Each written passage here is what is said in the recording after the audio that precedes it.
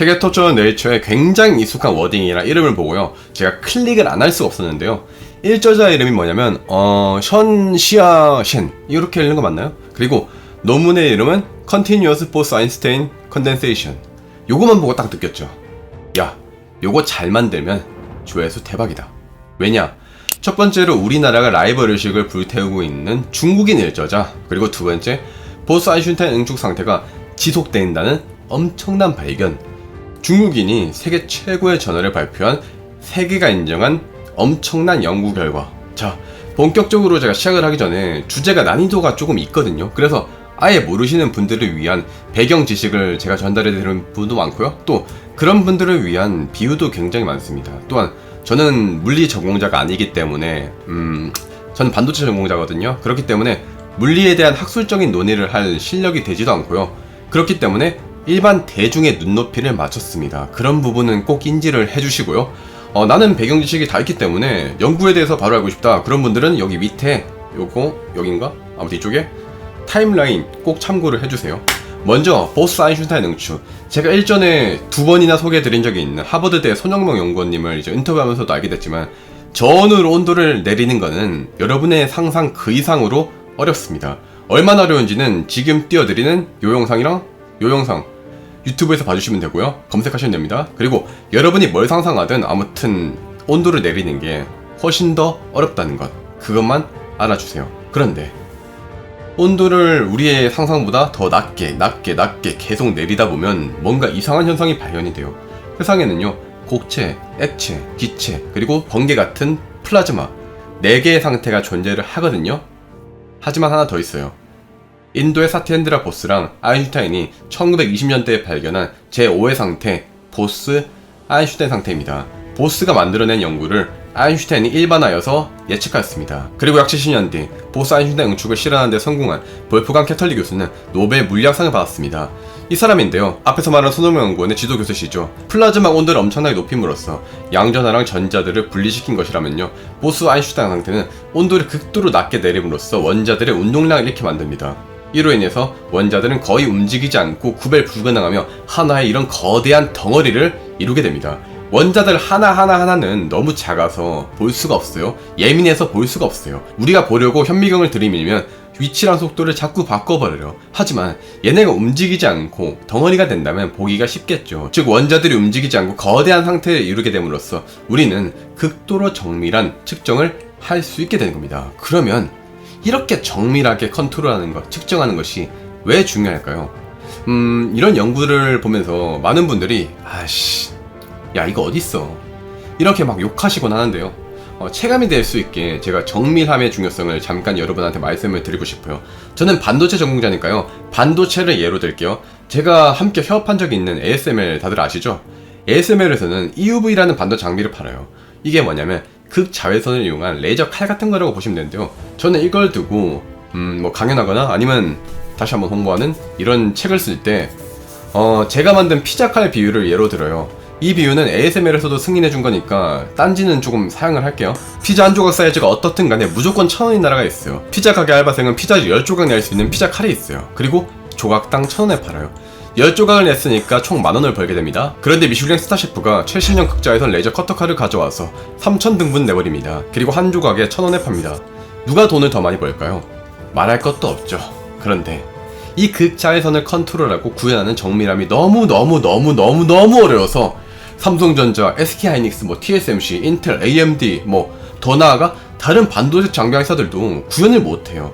이처럼 극도로 정밀하게 양자 세계를 컨트롤하는 것은 수백조 원 이상의 가치를 가집니다. 보스-아인슈타인 응축을 정밀하게 컨트롤하고 지속적으로 유지를 한다는 것은 자외선보다, 그러니까 극자외선보다도 더 어렵고 극도의 컨트롤이 필요한 문제예요. 여러분, 농구선수 스테판 커리가 그 거대한 공 하나를 컨트롤을 굉장히 잘해서 수백억 연봉을 받아요. 그만큼 정밀한 컨트롤은 중요하고요, 작으면 작을수록 그게 어렵습니다. 그런데 오늘 연구의 제목은 다시 말씀드리지만 Continuous Bose-Einstein Condensation, 보스-아인슈타인 응축을 딱 1초만 유지해도 네이처에 논문을 실을 수 있어요. 실제로 2020년에는요 1초 구현으로 네이처에 논문이 발표됐어요. 그런데 이번 연구는 지속적. 엄청난 거죠. 외신에서는 이 연구를 뭐라고 홍보하나 싶어서 확인해보니까요, 암스테르담 물리학자들이 영원히 지속되는 원자 레이저를 만들었다. 물리학자들이 영원히 지속되는 원자 레이저를 만들었다. 영원히. 원자 레이저는 최근에 나온 개념이고 응용하기 어렵기 때문에 원자 레이저가 발명된 것도 20년 정도밖에 안 됐어요. 보통의 광학 레이저는요, 여러분 빛을 쏩니다. 그런데 원자 레이저는 원자를 쏘겠죠. 이거 뭔가 이상하다는 느낌이 들지 않나요? 왜?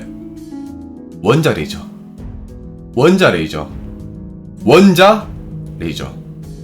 레이저는 빛을 증폭시킨 거예요. 레이저는 복사유도 방출에 의한 광증폭의 약자예요. 레이저의 원리는 굳이 알 필요가 없고요. 레이저는 유도 방출이라는 어려운 용어를 통해서 만들어지는데, 유도 방출을 통해 만들어진 빛들은 위상이 같아요. 위상이 같다는 것은 파장이라든가 아니면 진동수가 같다는 거예요. 이것만 아시면 됩니다. 그런데 원자 레이저라니, 원자들이 파장이랑 진동수가 같게 배열이 싹 된다는 건데, 문제는요, 원자들은 디텍트를 못해요. 양자역학적으로 얘네가 너무 작아서 정확하게 볼 수가 없어요.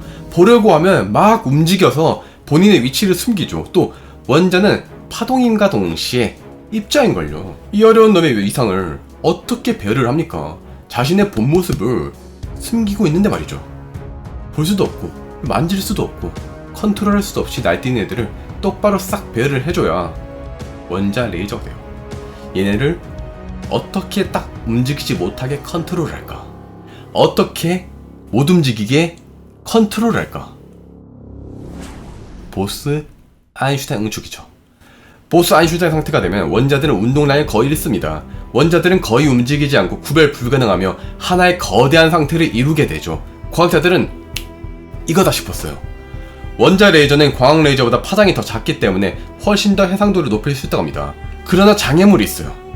보스 아인슈타인 상태는 너무 예민해서 쉽게 사라져요. 이 상태를 유지하려면 온도를 낮춰야 되고, 온도를 낮추려면 빛이 필요한데, 빛이 들어가면 보스 아인슈타인 상태가 쉽게 깨집니다. 이러지도 저러지도 못하는 상태였어요. 손흥민 연구원이 예전에 이제 설명해주신 최신 냉각 방식을 여러분한테 간단히 말씀드리면요, 레이저 덫에 나트륨이랑 리튬 원자를 포획합니다. 그리고 얘네들을 분자로 만들어요. 그 다음에 짧은 파장의 레이저를 통해서 얘네들을 안정적인 상태로 만들어준다고 합니다. 하지만 주변의 모든 원자들이 다 분자가 되는 거 아니겠죠. 분명히 남는 애들이 있을 거예요. 그렇기에 레이저의 세기를 천천히 낮춥니다. 그 과정에서 에너지가 높은 원자들을 선택적으로 싹 제거를 합니다. 연구원님이 직접 사용한 비유를 말씀드리면, 뜨거운 커피를 식히기 위해서 입김을 불면 에너지가 높은 물 분자부터 먼저 날아가서 식는 것과 같은 원리입니다. 이해가 안 되신다면 그냥 온도를 많이 내리려면 빛이 필요한데, 빛 때문에 자꾸 보스 아인슈타인이 깨져서 유지를 못한다, 이렇게 아시면 됩니다. 그러나 어쨌든 이 상태를 길게 유지를 해야 원자 레이저를 만들 수 있어요.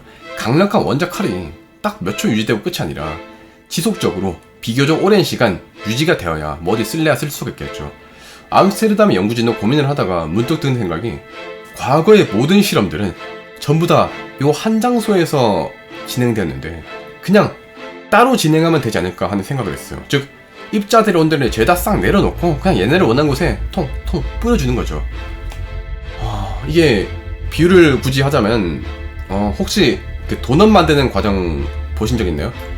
예를 들어서 뭐 과거에는 도넛을 만들 때 도넛에 빵을 만들고 튀기고 식히고 설탕 바르고 이 모든 과정을 여기서 딱 진행을 했던 거예요. 그런데 그렇게 하지 말고 저기서는 빵만 만들고 여기서는 튀기고 여기서는 식히고 여기 와서는 설탕 바르고 이렇게 하면 굉장히 효율적이죠. 물론 완벽한 비유는 아닙니다만, 과학자들이 플레이스의 변화를 주었다, 이것이 아예 이해가 안 되시는 분들은 도넛을 생각하시면 대강이라도 감을 잡을 수 있을 거예요. 즉, 설탕까지 바른 도넛을 싹싹싹 이제 해버리는 거예요, 포장을. 새로운 도넛들은 이 뒤에서 이렇게 대기를 하고 있고요.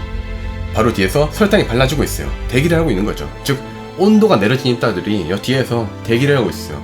보스 아인슈타인 상태는 계속 유지가 되어지고 보충이 되어지는 거죠. 뒤에서 대기를 하고 있으니까요. 온도만 계속 내린다면 영원히요. 언론에서 말했듯 영원히 지속되는 원자칼의 탄생입니다. 사실 뭐 공간만 바꾼다는 건 그 말이 쉽고, 제가 굉장히 많은 것들을 생각을 했기 때문에 쉽게 들리는 겁니다. 연구진에 따르면 실험을 세팅하고 뭐 공정 조건부터 기술적인 문제점들을 보완하는데 10년이 걸렸다고요. 그러면 이 연구가 결국에 어디에 사용될 수 있을까요? 연구진은 이러한 레이저가요, 센싱에 아주 최저가있다고 말했는데요. 길게 보면 우주의 70% 이상을 차지하는 암흑물질과 암흑에너지 그리고 중력장 등 인간이 본 적이 없는 것들을 탐지해낼 가능성이 있습니다. 엄청나게 미세하게 컨트롤하고 탐지해낼 수 있으니까 지금까지 보지 못했던 것들을 볼 수 있는 거겠죠. 물론 아직까지는 공학적으로 또 일반 대중이 사용 가능한 응용은 어렵습니다. 거의 학술적인 용도로만 사용이 되고 있어요. 고작 자연과학 논문 한 편에 불과하잖아요. 그렇기 때문에 당장 내일 반박 논문이 나올 수도 있고, 또 이런 연구들은요 경제적인 관점이 전혀 고려되지 않았어요. 그렇기 때문에 기술 상용화도 매우 먼 일입니다. 하지만 과학은 갑자기 퀀텀 점프를 싹 해버리면서 발전하지 않고요, 보이지 않는 연구자들의 노력이 한 발 한 발 아주 작은 계단으로 올라가면서 아주 조금씩 발전한다는 것을 여러분은 꼭 기억해 주셨으면 좋겠어요. 여러분이 쓰고 계시는 스마트폰, 그 안에 있는 반도체 모스펫은 최초의 논문이 제가 기억하기로 한 60년 전에 나왔어요. 이 논문 역시 최소 수십 년 뒤 우리 후손들이 누릴 기술의 시작이 될 수도 있습니다. 수소폭탄의 아버지 에드워드 텔러는 말합니다. 오늘의 과학은 내일의 기술이다.